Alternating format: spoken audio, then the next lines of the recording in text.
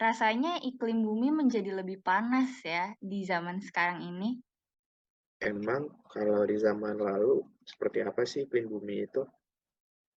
Nah, semua topik ini, Akan kami bahas dalam Bincang-Bincang Kuarter. oke, selamat pagi, siang, sore, malam para pendengar sekalian. Di sini kami akan membahas mengenai perubahan iklim dari zaman kuarter hingga zaman sekarang. Bersama saya Madeline Tachika. Dan saya Sultan Daviano Julia. Nah, tadi udah sempat di-mention nih tentang iklim di zaman kuarter. Emang untuk kalau zaman kuarter itu sendiri apa sih? Uh, Seperti apa sih maksudnya? Nah, sebelum kita membahas lebih lanjut nih tentang zaman kuarter, sebelumnya mungkin kita perlu mengenal istilah-istilah dalam skala waktu geologi ya. Jadi dalam skala Oke. waktu geologi itu ada yang namanya kurun. Nah, menurut skala waktu geologi, bumi ini sejak adanya bumi dibagi menjadi 3 kurun, yaitu yang untuk zaman kuarter ini yaitu termasuk ke dalam kurun waktu Fanerozoikum. Nah, dari kurun waktu Fanerozoikum ini dibagi lagi menjadi 3 masa, namanya masa. Ada masa Paleozoikum, ada masa Mesozoikum, dan yang paling muda ada masa Kenozoikum. Masa Kenozoikum ini dibagi lagi menjadi 3 zaman. Ada yang namanya zaman Paleogen, zaman Neogen, dan zaman Kuarter. Zaman Kuarter yang akan kita bahas kali ini dibagi lagi menjadi 2 kala yang namanya yang pertama ada kala Plistosen dan yang kedua ada kala Holosen. Nah, kala Plistosen ini terjadi pada 2 juta tahun yang lalu hingga 11.700 tahun yang lalu. Sedangkan untuk kala Holosen terjadi pada 11.700 tahun yang lalu hingga zaman sekarang. Oh, jadi zaman kuarter itu sendiri dibagi lagi ya jadi dua kala, yaitu Pleistosen dan Holosen. Iya, bener banget, Sultan. Nah, oh iya, Hmm. dengar-dengar, Sultan, kamu tahu banyak hal tentang perubahan iklim di zaman kuarter ini ya, bener nggak sih? Nah, jadi sebelum kita membahas tentang iklim di kuarter, aku pengen ngasih gambaran dulu nih tentang kondisi lingkungan di zaman kuarter secara umum. Uh, jadi uh, zaman masa kuarter itu atau zaman kuarter itu dikenal juga dengan aktivitas glasialnya yang terkenal atau Ice Age atau zaman es, di mana uh, pada zaman es kuarter ini itu aktivitas glasialnya itu uh, ke, apa meningkat dan paling signifikan itu terjadi di bumi bagian utara atau Northern Hemisphere. Nah, dikatakan juga kalau landscape dari lingkungan glasial ini, lingkungan glasial masa kuarter ini didominasi oleh es yang memiliki tebal yang dapat mencapai hingga beberapa kilometer. Nah, kemudian tentang iklim di zaman kuarter ini. Nah, seperti yang kita tahu kan tadi, mainly di zaman kuarter ini terjadi zaman-zaman es atau glasial. Tapi zaman-zaman es ini memiliki tahapan-tahapan tersendiri, jadi nggak semuanya terjadi sekaligus. Berdasarkan dari Bowen tahun 1978 tentang geologi kuarter, itu ya membuat suatu kronologi siklus glasial dan juga interglasial yang terjadi di beberapa spot di bumi bagian utara, yaitu di Amerika bagian utara, Eropa bagian utara, dan juga pegunungan Alps pada masa kuarter ini. Nah, secara singkatnya yang bisa aku jelasin itu, kalau aktivitas glasial itu pertama kali mulai terjadi atau meningkat pada saat yang direkam ya datanya yang didapat itu tuh dari 1,5 juta tahun yang lalu yang paling awal hingga yang paling akhir itu di 13.000 tahun yang lalu. Nah, di dalam jenjang waktu ini, di sela-selanya itu ada perselingan antara fase glasial dan juga interglasial. Untuk interglasial ini adalah fase di mana aktivitas glasialnya itu menurun dan suhunya meningkat. Untuk uh, kurun waktu kurang lebih ya sekitar puluhan atau ratusan tahun paling lama. Nah, itu untuk kronologinya. Nah, mungkin teman-teman bingung nih atau penasaran sih gimana sih ilmu peneliti itu bisa mendapatkan data-data untuk kondisi iklim pada zaman kuarter. Nah, dilansir dari Britannica, informasi tentang iklim kuarter ini paling baik didapatkan itu dari hasil rekaman isotop oksigennya, di mana rekaman isotop oksigen ini diambil dari core, coring laut dalam dan juga core pada lapisan es glasial.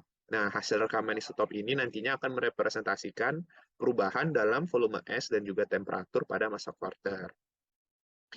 Contohnya yang bisa aku kasih itu beberapanya, misalnya misal di Greenland pada zaman kuarter, kan kalau sekarang kita tahu Greenland ini di bumi bagian utara. Pada zaman pada zaman kuarter, Greenland itu hampir seluruhnya ditutupi oleh es dan memiliki suhu yang lebih dingin 20 derajat Celcius lebih rendah dibanding suhu yang sekarang. Itu datanya didapat dari hasil rekaman isotop oksigennya. Contoh lainnya itu pada di daerah Vostok di Rusia sekarang, pada zaman kuarter suhunya itu lebih rendah 15 derajat Celcius dibanding suhu yang sekarang yang udah dingin banget yaitu minus 55 derajat Celcius. Jadi bisa dibayangin betapa dinginnya iklim glasial atau zaman es pada zaman kuarter. Kurang lebih gitu.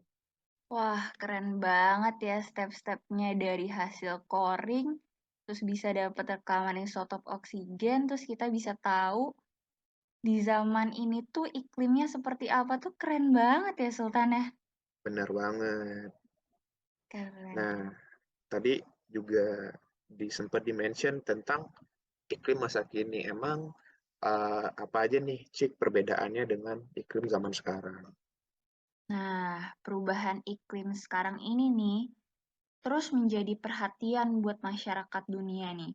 Saat ini bahkan badan-badan pemerintah, praktisi hingga NGO memiliki misi untuk mempelajari penyebab, proses hingga dampak dan juga gimana sih iklim yang akan terjadi di masa-masa mendatang. Nah, ternyata perubahan iklim yang terjadi di zaman modern ini tidak hanya disebabkan oleh aktivitas manusia, teman-teman.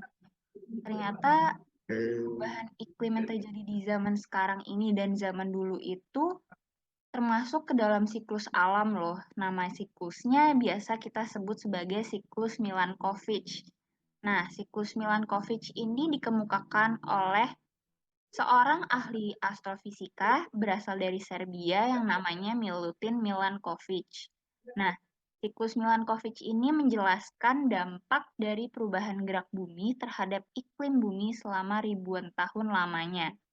Nah, siklus ini dialami bumi selama 100.000 dan 400.000 tahun. Nah, dari siklus Milankovic ini singkatnya kita bisa tahu nih sebenarnya iklim panas sekarang ini tuh zaman dulu udah pernah terjadi juga nggak sih? Nah, dari hmm, siklus ini kita bisa tahu nih hal itu. Nah, siklus Milankovitch ini juga dipengaruhi oleh tiga aspek utamanya nih. Yang pertama ada bentuk dari orbit bumi, yang kedua ada sudut kemiringan sumbu bumi, dan yang ketiga dipengaruhi oleh arah sumbu rotasi bumi. Nah, tapi di luar dari itu, suhu bumi kan semakin panas nih. Itu juga bisa mengakibatkan berbagai dampak dan bahaya loh teman-teman, seperti peningkatan suhu permukaan air laut, peningkatan kenaikan muka air laut akibat mencairnya es di Greenland dan pemanasan di Arktik. Tapi lepas dari itu semua juga zaman sekarang kan juga semakin panas diakibatkan akibat peningkatan konsentrasi gas rumah kaca juga ya teman-teman. Seperti meningkatnya karbon dioksida, gas metana, dan nitrogen oksida. Jadi sebenarnya itu juga bisa diakibatkan dari banyaknya industri di zaman sekarang ini ya. Mungkin zaman dulu kan nggak terlalu banyak industri ya. Nah, seperti itu sih teman-teman. Oh, jadi keren juga ya dari siklus Milankovic ini dari kita bisa tahu kalau ada kaitannya nih antara kemiringan inklinasi bumi dan juga perubahan posisi bumi terhadap matahari itu mempengaruhi iklim di bumi secara alami. Dan juga tadi uh, penyebabnya juga tadi iklim bumi sekarang yang makin panas itu ada juga campur tangan manusianya ya yang non alaminya seperti tadi yang menyebabkan beberapa bencana seperti kenaikan muka air laut dan juga kenaikan gas rumah kaca. Kurang Benar, lebih begitu ya, Cika. benar banget Sultan. Ada dua hal yang mempengaruhi, ada siklus alam sama akibat ulah manusia. Oh, gitu. Wah, keren juga ya. Dari tadi, yang tadi kita udah lebih tahu tentang zaman kuarter, kita juga tahu nih kondisi iklim di zaman kuarter, aktivitas glasial dan juga perbedaannya dengan zaman sekarang. Iya, benar-benar. Bermanfaat banget ya ternyata dari obrolan kita kali ini. Aku juga nambah wawasan nih ternyata dari kamu yang jelasin tentang perubahan iklim di zaman kuarter tadi. Nah, mungkin Iya, pembahasan seputar perubahan iklim dari zaman kuarter kita kali ini udah sampai di sini dulu aja kali ya, Tan ya. benar. Terima kasih untuk teman-teman yang sudah mendengarkan sampai akhir podcast Bincang-Bincang Kuarter episode kali ini. Sekian, sampai jumpa di Terima episode kasih semuanya. selanjutnya. Dadah.